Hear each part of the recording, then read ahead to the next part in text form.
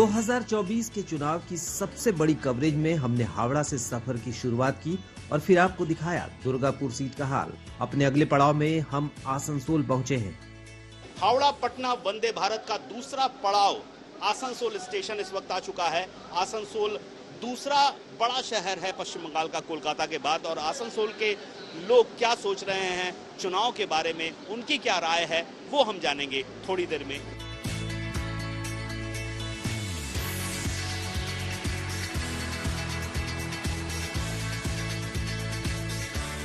आसनसोल पश्चिम बंगाल की 42 सीटों में एक हाई प्रोफाइल सीट। गायक बाबुल सुप्रियो ने यहां से 2 बार जीत दर्ज की, लेकिन बीजेपी को छोड़ उन्होंने टीएमसी का दामन थाम लिया। वहीं शत्रुघ्न सिन्हा ने बरसों बाद बीजेपी को छोड़ा और अब बाबुल सुप्रियो के इस्तीफे से खाली हुई आसनसोल सीट से सांसद।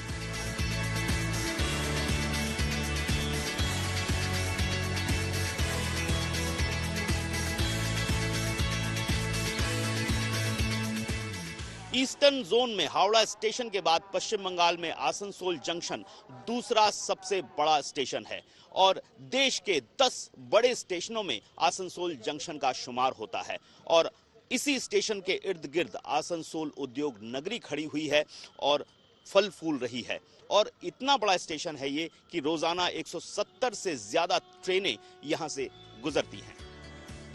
कोयला और स्टील, यही आसनसोल का आधार है। 1989 में इसी आसनसोल लोकसभा सीट के तहत आने वाले रानीगंज में कोयले की खदान धंस गई थी और 65 मजदूर फंस गए थे और उन्हें स्टील कैप्सूल के जरिए निकाला गया था। इस घटना पर फिल्म भी बन चुकी है।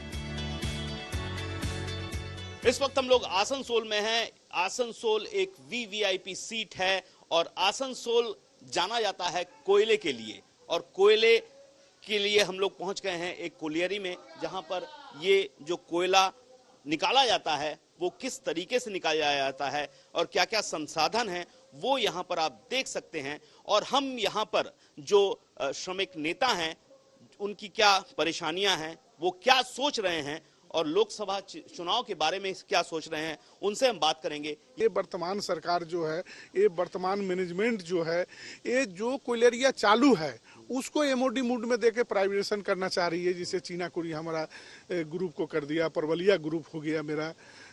तो इससे ये सरकार के प्रति हम लोग को बहुत ही नफरत है। हमारा रिक्वायरमेंट तो 1100 मिलियन टन का है, लगभग 1000 से ज्यादा। 300 मिलियन टन हम बाहर से मंगा रहे हैं। कितना दुर्भाग्य का बात है। एक समय था जब आप अंग्रेज यहाँ का कोयला विदेशों तक, पूरा यूरोप हमारा बिजली चलता था। आज हम अपने देश को कोयला नहीं दे पा रहे हैं। आपको लग रहा है दीदी मोदी पर भारी पड़ेंगे इस बार यहाँ? हाँ, इस बार तो आशा है कि भारी पड़ेगी और हम लोग को कुलबड़ी के लिए बहुत कुछ करेगी। प्राइवेट जो हो रहा है एमडीओ मोड में ये सब बंद करेगी। तो आप लोग शत्रुघ्न सिन्हा को फिर से चाह रहे हैं? हाँ, शत्रुघ्न सिन्हा को फिर से खड़ा किया जाए और उनको बहुत आगे बार से भी ज्यादा वोट से उनको विजय प्राप्त होगा। और मैं समझ रहा हूँ कि लोकसभा में मोदी के माने विकल्प दूसरा और कोई है नहीं। देश को चलाने के लिए मोदी के सिवाय और दूसरा विकल्प इंडिया गठबंधन में है नहीं। इसके लिए हमको मोदी को ही सपोर्ट करना बहुत जरूरी है देश के हित में। 8 चुनाव आप आसनसोल का उठा के देख लीजिए, ये जमीन कभी भी भाजपा का नहीं रहा, इससे पहले भी नहीं था। 2014-2019 में कुछ वोट का जो है डिविडेशन हो गया यहाँ पर। चूंकि ये जमीन हमेशा लेफ्ट का मजबूत रहा, उससे पहले कांग्रेस का जमीन था। 8 चुनाव में शुरुआत का 6-7 चुनाव लगातार यही पार्टी जीता। बीते 10 साल का इतिहास खंगालें तो 2024 में बाबुल सुप्रियो बीजेपी से सांसद बने। उन्होंने तृणमूल कांग्रेस की उम्मीदवार डोला सेन को हराया। 2019 में एक बार फिर बाबुल सुप्रियो की जीत हुई। इस बार उन्होंने तृणमूल कांग्रेस की ओर से उम्मीदवार बनाई गई अभिनेत्री मुनमुन सेन को हराया। सितंबर 2021 में बाबुल सुप्रियो ने पहले बीजेपी से इस्तीफा दे दिया और तृणमूल कांग्रेस की सदस्यता ले ली। अगले महीने उन्होंने सांसद पद भी छोड़ दिया। हम भी ये मानते हैं, जैसे पहले ही दादा के बारे में मैंने बोला कि आपके फियर्स राइवल्स होता है, बट वो आपके एनिमी है, ऐसा नहीं है। और मैं कोई हिस्ट्री क्रिएट कर नहीं कर रहा हूँ, सच में बता रहा हूँ, कोई हिस्ट्री क्रिएट नहीं कर रहा हूँ कोई पार्टी चेंज करके। हिस्ट्री क्रिएट ये सब, हिस्ट्री में इसके हजारों एग्जाम्पल्स है। दादा को आप बोलेंगे तो इम्पोर्टेंट नाम आपको सब बता देंगे। तो मैं मन से मुझे लगा था कि जो पार्टी के लिए मैंने जीता था सीट, उस पार्टी के लिए अगर मैं उस पार्टी का हिस्सा अगर मैं नहीं हूँ तो मुझे उस सीट को पकड़ के नहीं रखना चाहिए। कई लोग रखते हैं, वो उनके अपने अपने मॉरल वैल्यूज के ऊपर है। साल 2022 में आसनसोल सीट पर उपचुनाव कराया गया। इस उपचुनाव में तृणमूल कांग्रेस ने पूर्व बीजेपी नेता और एक्टर शत्रुघ्न सिन्हा को अपना उम्मीदवार बनाया।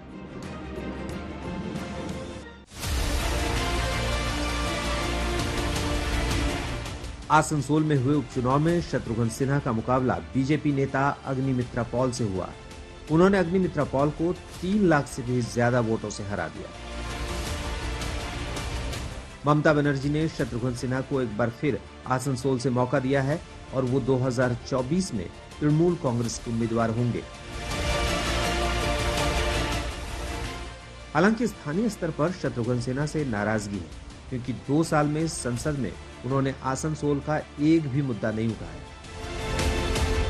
सर बेटी, सिर्फ खामोश बोलने से तो नहीं होगा, काम करना होगा। वो तो जब भी आए तो एक डायलॉग दिए, खामोश, सारा खामोश हो जाओ।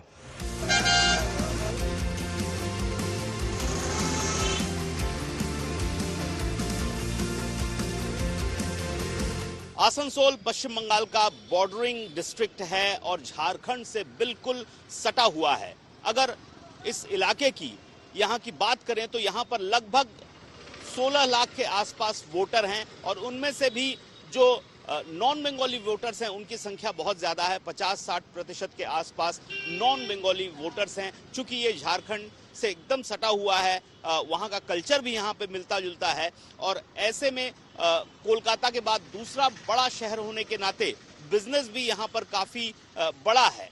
लेकिन बिजनेस की क्या स्थिति है, क्या हालात हैं, ये जानने के लिए हम पहुंचे हैं आसनसोल के जो बड़े व्यापारी हैं, व्यापार संगठन से जुड़े हुए लोग हैं, उनके पास। पैसा भी देना पड़ता है आपको, माने प्रशासन को भी देना पड़ता है, व्यापारी लोग को भी देना पड़ता है।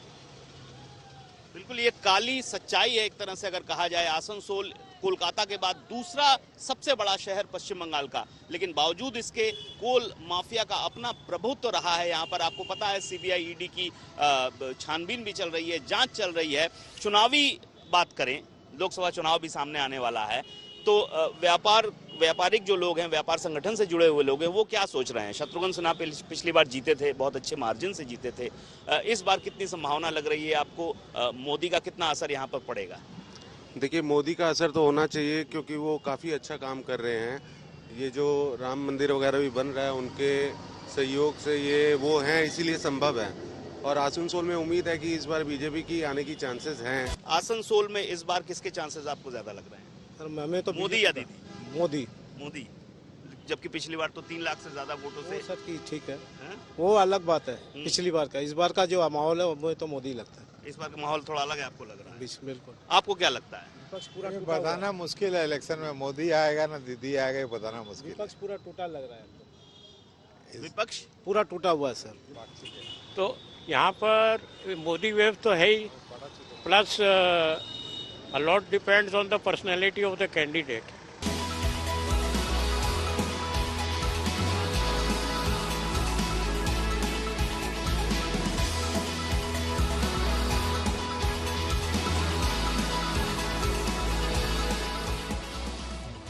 लिट्टी चोखा बिहार की हदों से बहुत आगे निकल चुका है और लगभग सारे देश में लोकप्रिय हो चुका है। और इस वक्त आसनसोल में भी लिट्टी चोखा लोगों की पहली पसंद के तौर पर देखा जा रहा है। जहां पर हम जो देख रहे हैं, ये दुकान है, आप देख सकते हैं, एक दुकान है जहां पर हाथों हाथ लिट्टी बन रही है, बिक रही है। सिर्फ लिट्टी ही नहीं, बड़ी बड़ी इमरती या आप जलेबी भी कह सकते हैं। यहाँ पे मैं आपको दिखाऊंगा किस तरह से छन रही हैं बड़ी बड़ी जलेबियां, इमरती, और वो भी लगातार लोगों के पेट पे जा रही हैं। और फिलहाल बड़ी भीड़ है इस दुकान में। हम इस दुकान में पहुंचते हैं और लोगों से बात करते हैं कि वो क्या सोचते हैं, क्या स्थिति है आसनसोल के विकास की। अगर हम बात करें तो संतुष्ट हैं आप या? बिल्कुल, बहुत बढ़िया गवर्नमेंट है और बहुत अच्छा विकास भी हुआ है।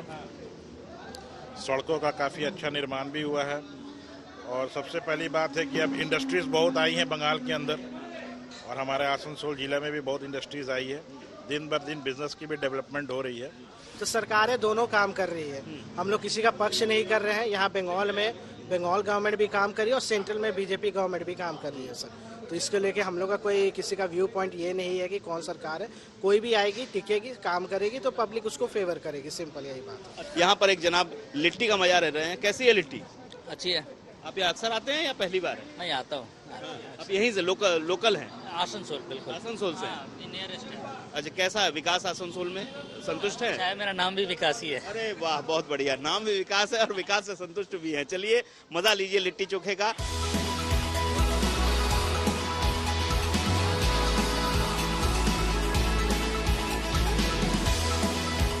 वंदे भारत की लोकप्रियता का अंदाजा आप इसी बात से लगा सकते हैं कि पटना से हावड़ा जाने वाली ये वंदे भारत एक्सप्रेस में चढ़ने के लिए यात्री खचाखच आसनसोल स्टेशन पर भरे पड़े हैं।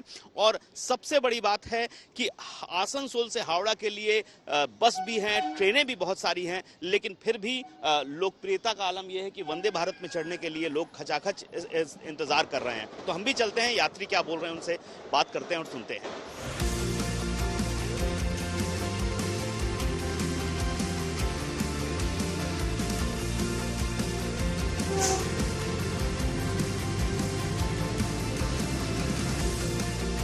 हावड़ा वंदे भारत एक्सप्रेस बड़ी तेजी से हावड़ा की ओर बढ़ रही है और जिस बोगी में हम लोग हैं खचाखच यात्रियों से भरी हुई है और उनसे उनका अनुभव क्या है वो जानने के लिए बात करेंगे। सबसे पहले तो इस सराहनीय कदम के लिए माननीय श्री अश्विनी वैष्णव जी और हमारे अद्वितीय प्रधानमंत्री माननीय श्री नरेंद्र दामोदर दास मोदी जी को बहुत बहुत धन्यवाद। बहुत सारी ट्रेनों में आदमी एसी का टिकट बनाया गया, पता चला कि हम एक बैठे हुए बगल में 5 वेटिंग वाले आ गए, उसी में धक्का मुक्की चल रहा है। नॉर्मली चीज है, यहाँ जनसंख्या के हिसाब से होता ही है सर। उस हिसाब से सर इसको देखा जाए तो मतलब 0 to 100 इसका परसेंट। जो किराया लिया जा रहा है, क्या आपको लगता है सही है जिस तरह की सुविधाएं दी जा रही है या थोड़ा कम? किराया ज्यादा तो ऐसे है, लेकिन उनसे एक बार बात कर लूं। थोड़ा बहुत है लेकिन ठीक है, हम लोग सेटिस्फाइड हैं इससे। जी सेटिस्फाइड है, जिस तरह से किराया है वो लोग दे भी रहे हैं, उस तरह फैसिलिटीज भी दे रहे हैं। और जैसे टॉयलेट जनरली बहुत मेंटेन नहीं रहता, बहुत अच्छा टॉयलेट है, हम लोग को अच्छा लगा, मतलब ठीक है।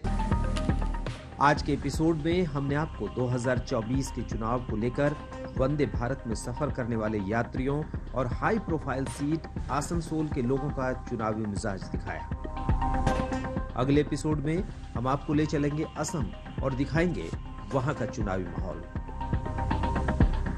अनुपम मिश्र, कोलकाता, आज तक।